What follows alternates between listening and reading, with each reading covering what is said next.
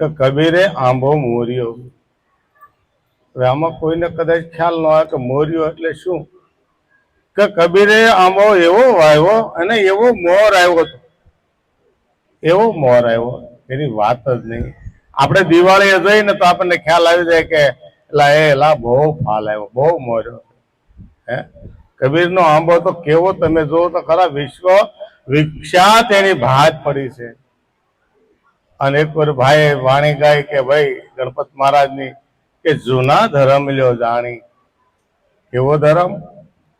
કે આ જગતમાં જૂનામાં જૂનો ધર્મ કયો? તો આપણે આને જાણવા જઈશું તો નહીં મેળ આવે, પણ જગત ખોલવાની જરૂર નથી, આપણેથી ચાલુ કરી દેવી. કે આપણો જન્મ થયો પછી આપણો ધર્મ કયો હતો? એ ધર્મ જૂનો. હે આપણે સમજણા થયા તો 5 તત્વનું આ પૂતળો હતો, આ પ્રકૃતિનો દેહ ઉત્પન્ન થયો, એની અંદર ઈશ્વર રૂપે પ્રાણ આવ્યો, પ્રાણાત્મા જેને કહેવાય. એ એના ધર્મમાં આવ્યા એટલે એને સૂક્ષ્મ દેહ એને સજીવત કર્યો. સૂક્ષ્મ દેહની અંદર પ્રાણ પ્રજ્વલિત થયો એટલે એને આ 5 તત્વને પ્રજ્વલિત કર્યા. તો 5 તત્વ સ્થૂળ, સૂક્ષ્મ અને કારણ. રેડી જ હાલે છે ભાઈ. ઓરું લઈ લો, ઓરું આનાથી અંદર લઈ લો.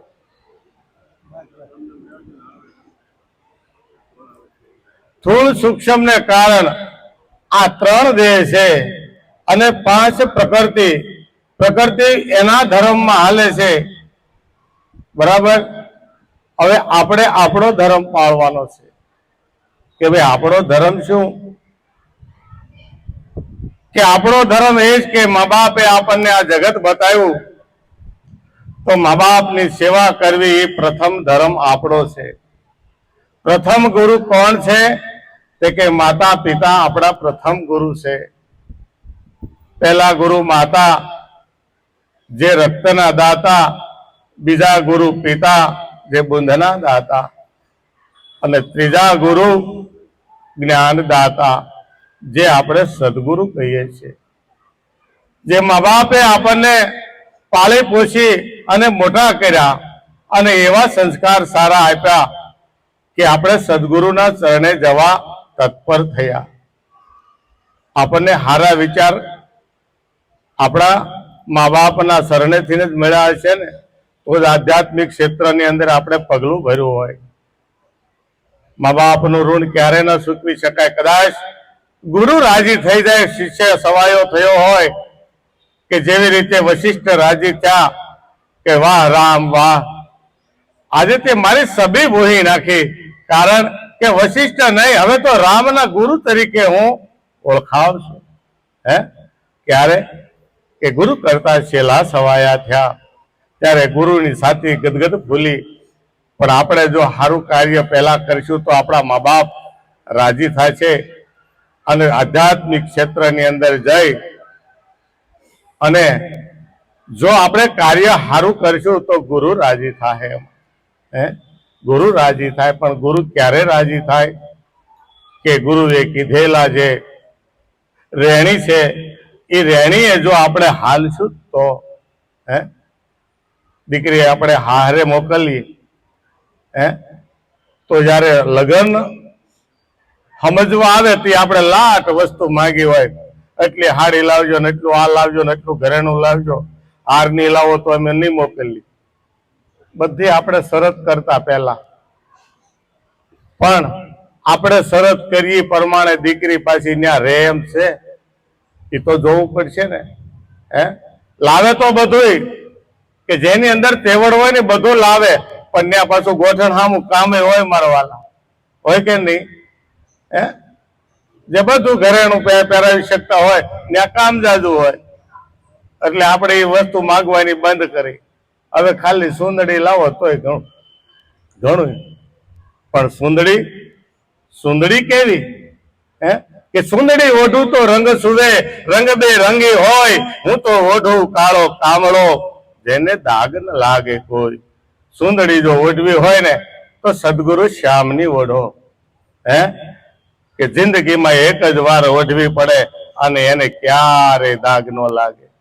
આવી સુંદડી કોઈ ઓઢી ખરી અને કોઈ દાગ ન લાગવા દીધો?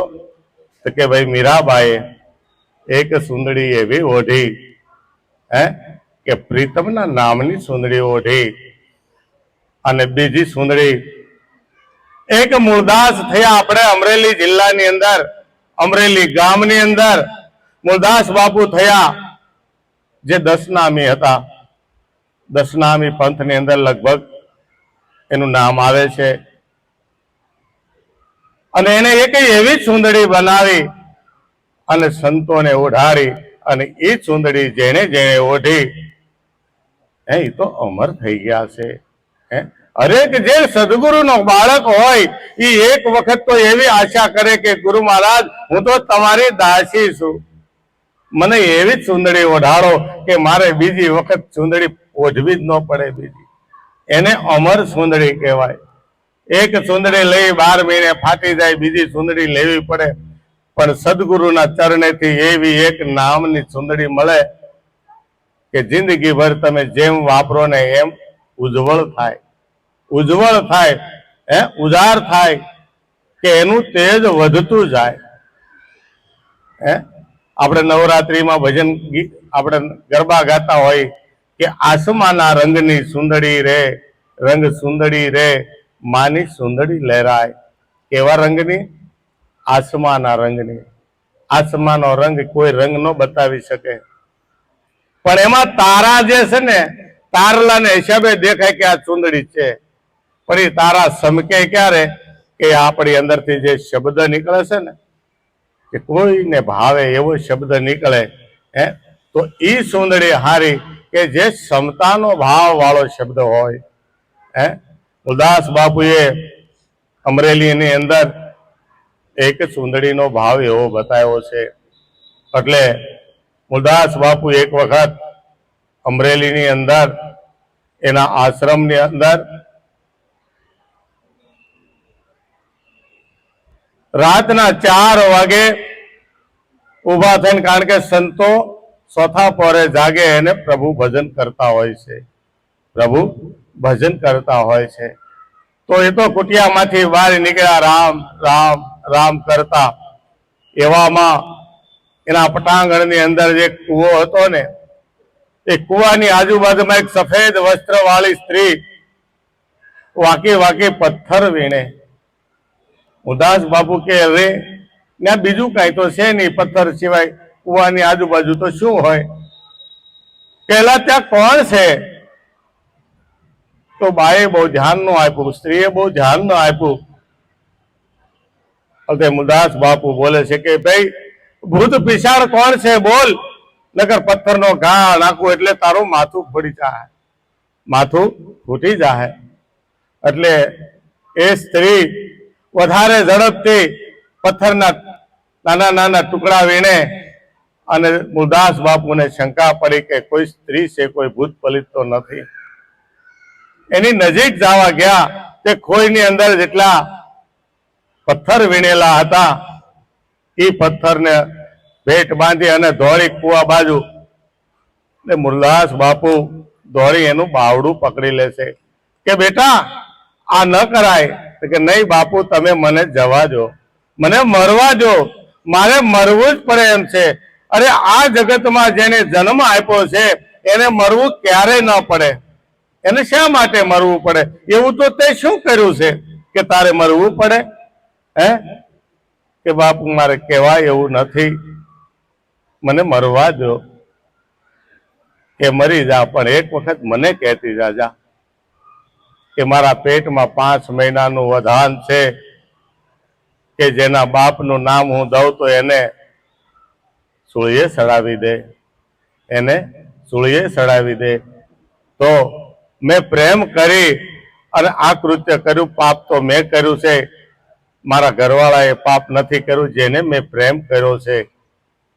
પણ આવતીકાલે કોર્ટમાં જો હું નામ આપું, અને નામ આપવું જ પડે, તો જો નામ આપું તો એને સજા થાય, કે મોતની સજા થાય તો મારા હિસાબે એને મરવાનું થાય, કે બસ આટલી જ વાતમાં તારે મરવું પડે?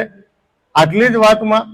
કે બાપા આટલી વાત નથી, આ મારે કોનું નામ દેવું? તો અરે જો તું બસી જા, તારું બાળક બસી જાય અને તારો પ્રેમી જો બસી જતો હોય તો જા આ મુરદાસ નું નામ આપી દેજે.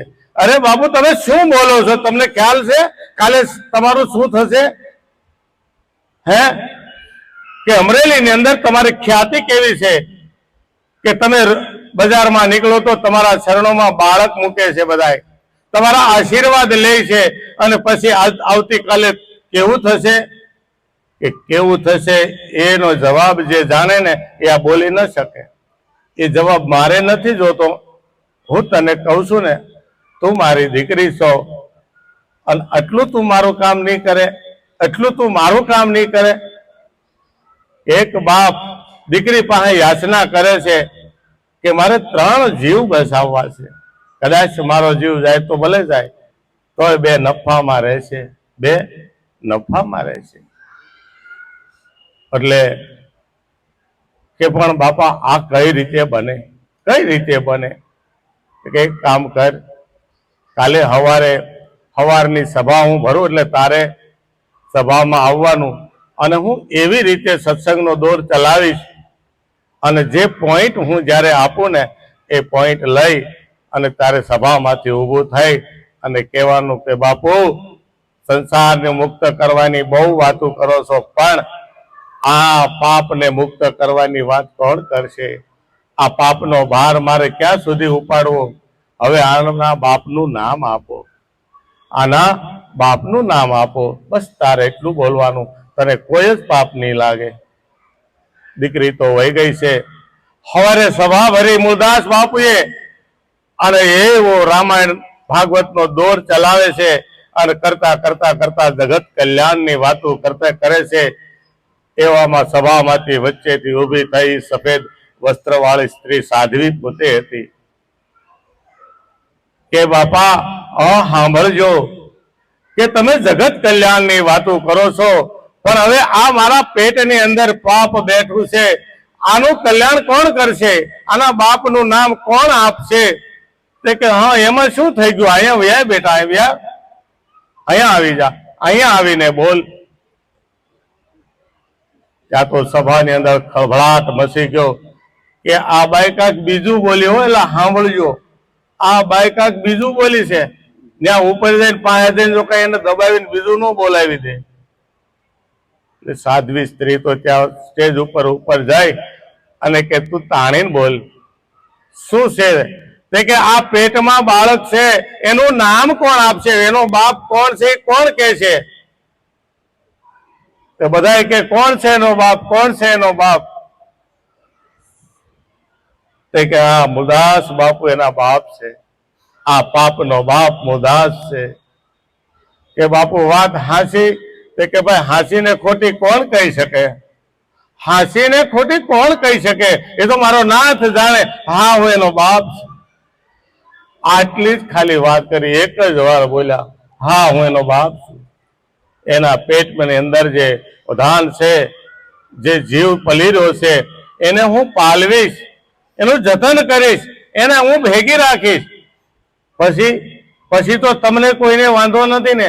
ત્યાં તો અડધી સભા ઊભી થઈ ગઈ કે બાપુને મેં આપણે આવા નહોતા જાય. હો હાવ ગમે ત્યારે આવી ભગવાનની જ વાતો કરે, પણ આ ક્યારે કર્યું ખબર રહે નહીં.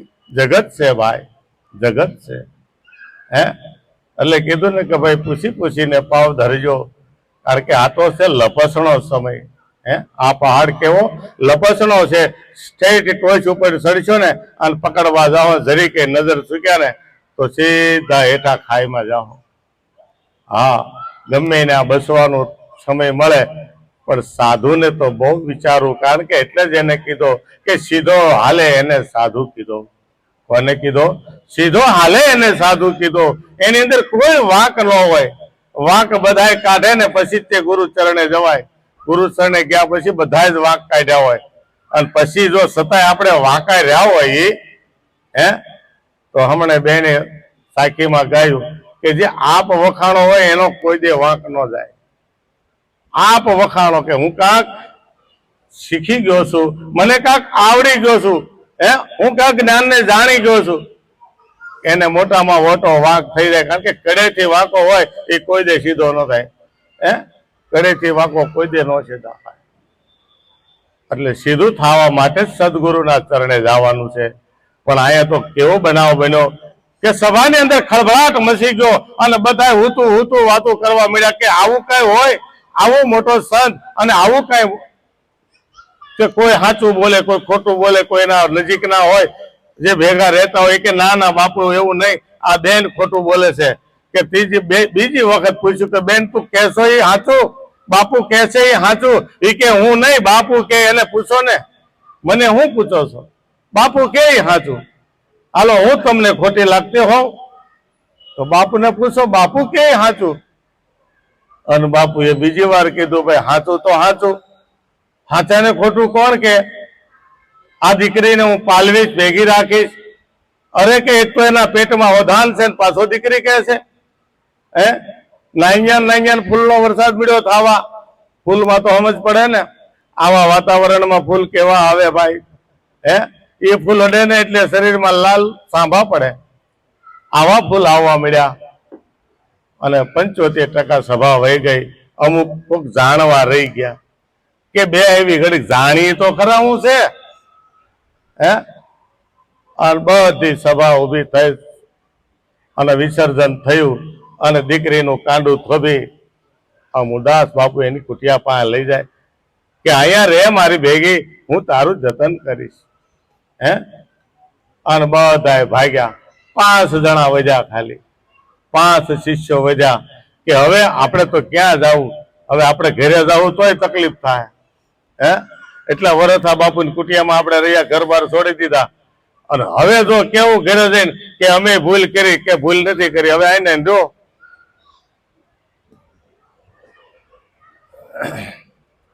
એ સાધ્વીને એક દીકરીનો જન્મ થાય છે. એક દીકરીનો જન્મ થાય અને એનું નામ રાધા પાડે છે. રાધા ધીરે ધીરે મોટી થાય અને મુદાસ બાપુને અહીંયાથી ગામની બહાર કાઢી મૂક્યા છે. ગામની બહાર કાઢ્યા છે. કેવી રીતે? કે એનો કેસ જે સાધ્વીનો હાલતો હતો એની જગ્યાએ બાપુનો કેસ ચાલુ કર્યો. અને આ કેસ ઠેઠ, કારણ કે ગામ હતું વડોદરા તાબાનું, ગાયકવાડ સરકારનું.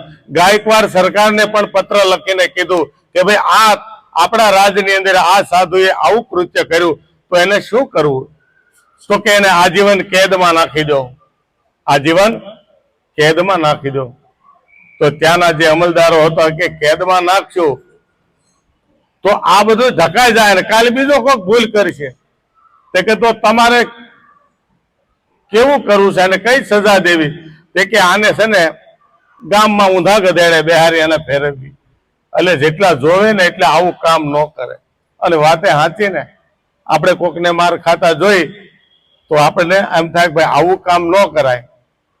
આપણે કોકને બળતા જોઈ, સમસ્યાને આપણે જાય છે, કોઈને બળતા જોઈ તો એ પણ આપણને એમ જ થાય છે કે ભક્તિ કરાય હો, ભગવાનને ભજાય હો, ભજવા જ જોઈ.